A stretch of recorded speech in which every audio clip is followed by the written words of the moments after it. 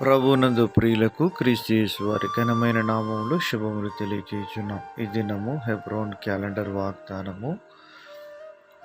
ఉపవాసం ఉండి ప్రార్థన చేసి ప్రభువునకు వారిని అప్పగించిరి.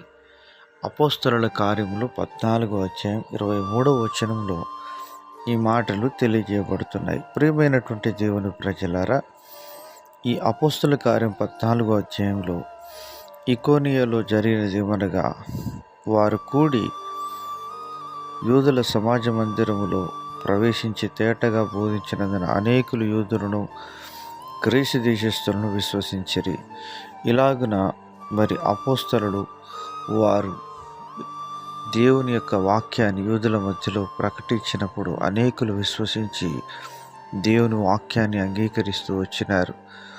మరి 14వ అధ్యాయం 7వ వచనం నుంచి, వారు లుస్త్రాలో బలహీన పాదములు కలిగినటువంటి వ్యక్తిని దేవుడు స్వస్థపరిచిన విధానాన్ని చూసి అక్కడ ఉన్నటువంటి వారు పౌలు బర్నబాలకు ద్విపతి అని, హెర్మే అని పేరు పెట్టి వారికి పూదండలను వేసి వారిని ఘనపరచడం చూసి, వారు పౌలు బర్నబాలు వస్త్రములు చింపుకొని, అయ్యలారా ఎందుకు ఇలాగూ చేస్తున్నారు, మేము కూడా నరులమే అని వారు తమను తాము తగ్గించుకుంటూ వచ్చిన విధానాన్ని చూడగలం.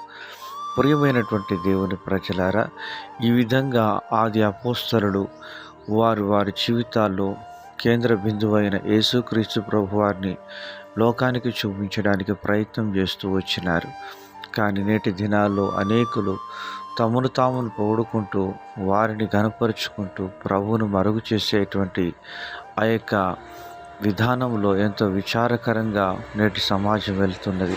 కనుక ఆ రీతిగా మనం ఉండకుండా ప్రభువును లోకానికి చూపించేటువంటి వారంగా ఉండాలనేది దేవుని యొక్క సంకల్పమై ఉంటున్నది. ఆ యొక్క మన పితరులు వేసిన ఆ యొక్క మాదిరిని మనము కూడా కలిగి జీవించాలనేది దేవుని యొక్క సంకల్పము.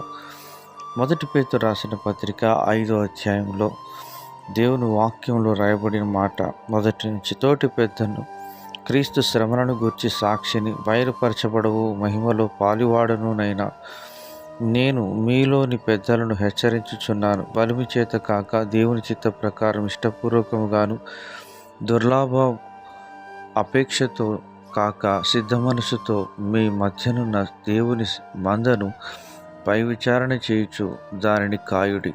మీకు అప్పగింపబడిన వారిపై ప్రభువులైనట్టుండక మందకు మాదిరులుగా ఉండుడి అని మరి దైవజనుడు పేతురు గారు చెప్తున్నాడు. అలాగనే మనం ఉండుటకు ప్రభు సహాయం చేయను గాక.